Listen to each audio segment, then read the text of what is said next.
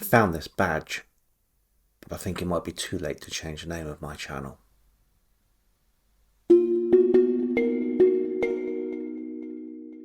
Hello, my name's Gavin.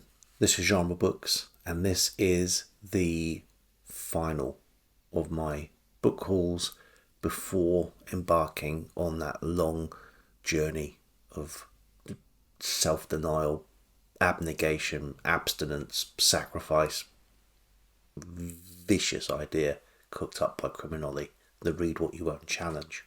Knowing that I was going to be going on this challenge, I took my holiday as being the last hurrah, at least for a while, in terms of book buying.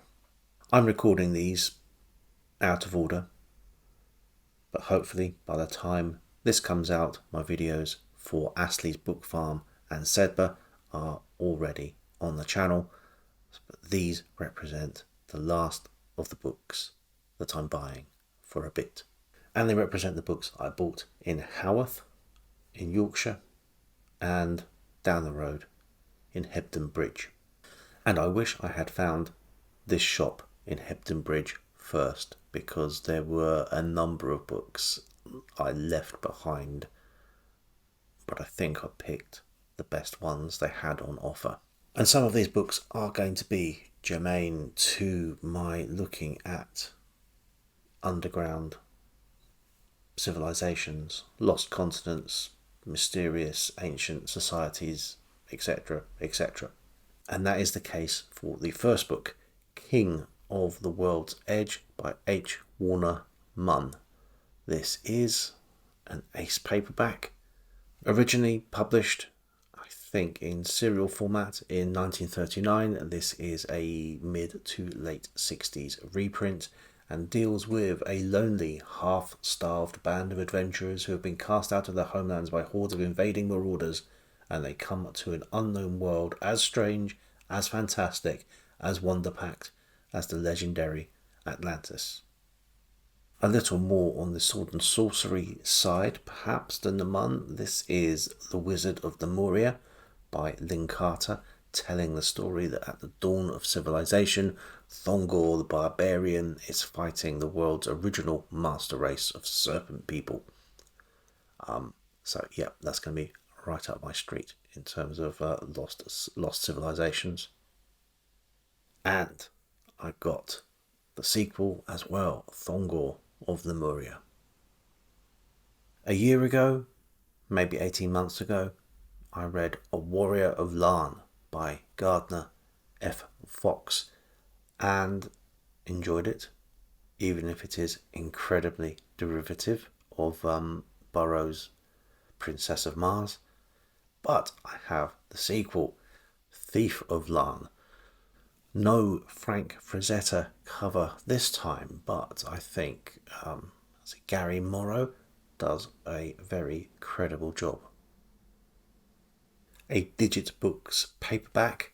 This is Lewis Gibbs' Late Final. Up to the minute, or even tomorrow's story, this novel courageously views the prospect that lies ahead of humanity today. It is told in the first person by a man who has been in a prison camp in Siberia for 10 years. All his English companions have died.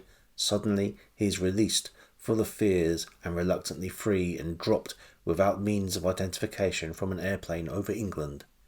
He finds it devastated by atomic World War III and sees the deserted ruins of London and wanders, bearded and ragged, about the home counties. So, yeah, I'm up for reading this.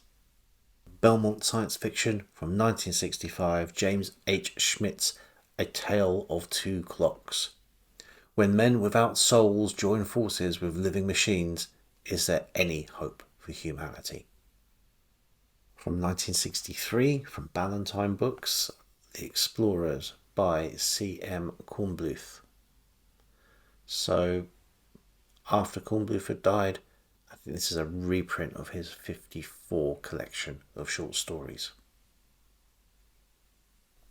Of all the authors that can be accused of borrowing very liberally from the Barsoom series from Edgar Rice Burroughs, and Gardner F. Fox from earlier is a definite offender, the charges can be most seriously levelled against the author of The Pirates of Venus, a certain Edgar Rice Burroughs.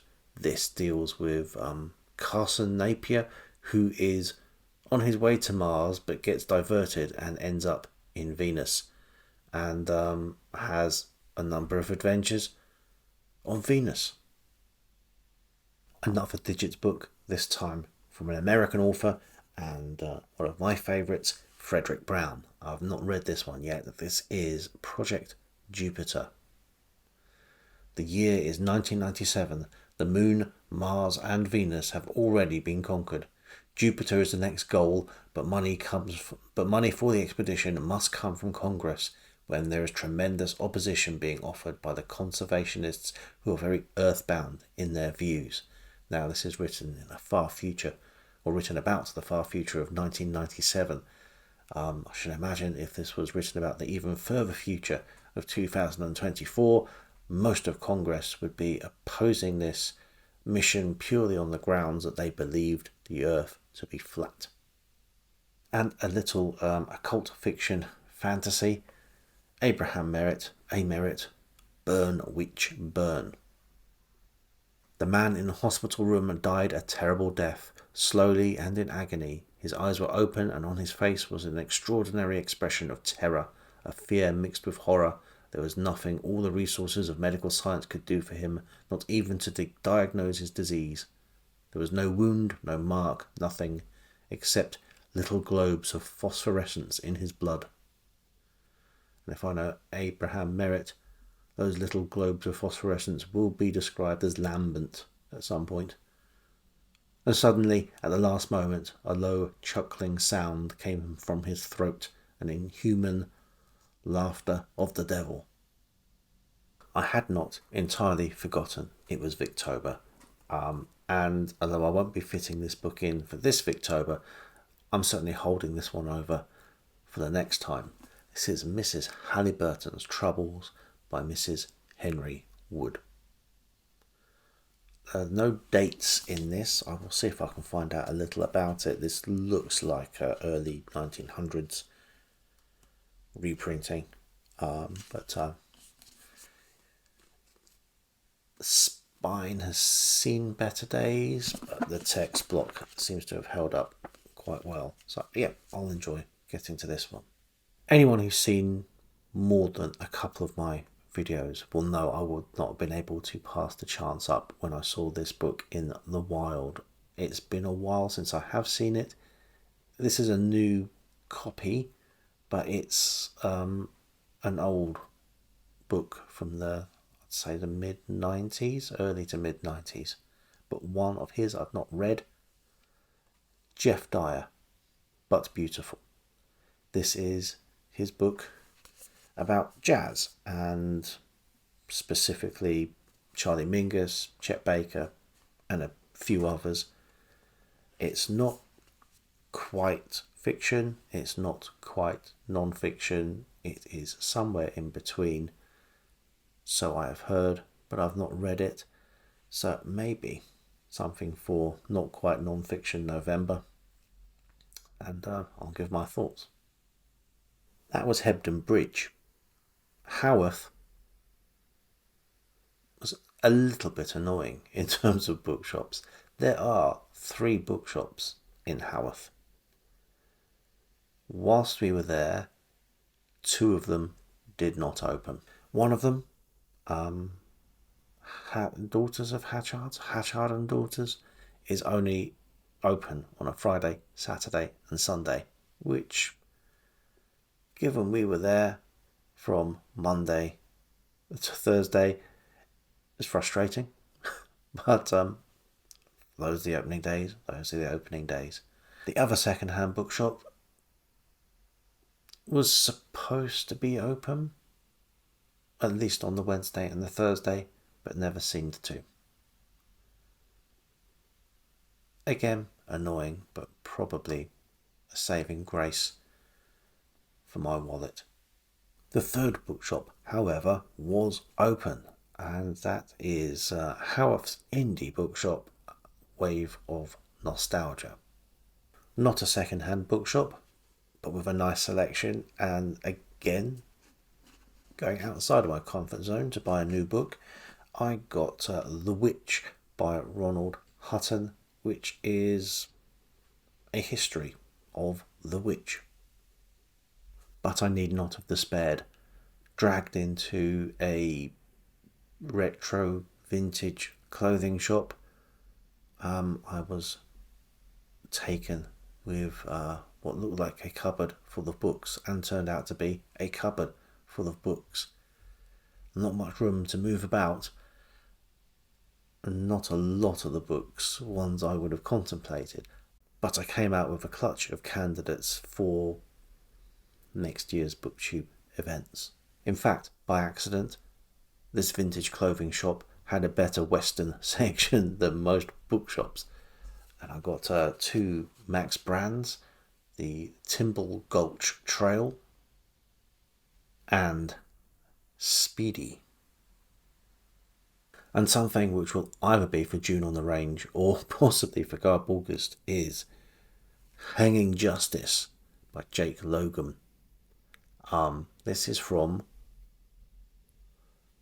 Playboy as a publisher and is an adult Western.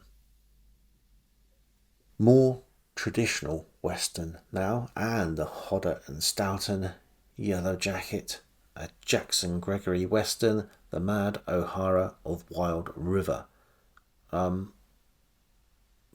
in 1942 in Britain, so a wartime publication when paper was quite scarce, so it must be worth reading if they deemed it worth printing.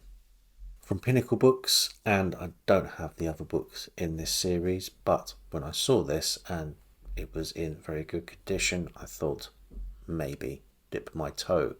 This is Revenge of the Horse Clans by Robert Adams. A 1961 Panther paperback, and a name I do see about quite a lot, but have not yet read. James Hadley Chase. Why pick on me? She was only a streetwalker, and in her world everything had its price, even the unusual ring she had found. What she didn't know was that the price was death. Colonel Ritchie and Inspector Rawlins knew all about the ring and what it stood for, but it was left to ex-commando Corridon to get the vicious criminals behind the ring, and the world of terror they ruled. So that's what the book's about, and a woman with alluring armpits. Not focusing quite so much on the armpits is Ronald Kirkbride's Katrina. So saying there, Kirkbride is to be rated above Ian Fleming, so says Alistair MacLean. Who was Katrina? An innocent lost waif, the victim of a tragic childhood, or the calculating sensual woman seeking the satisfaction of her desires? This fast-moving tale of corruption, lust and sadism escalates from Soho's discotheques to Monte Carlo's millionaire strip. That's just got August written all over it. I'm finishing up today with a book which I think is possibly interesting from a historical point of view, a sociological point of view, a political point of view. Probably not something I'm going to agree with very much, but I will be frank, I also bought it in part because the title made me laugh. This is apparently the sequel to a book that he co-wrote, Peter Howard, called Guilty Men. It could only be better if the book had been called Normal Men, but there we are. That is the last book I'm buying for a while. Until next time.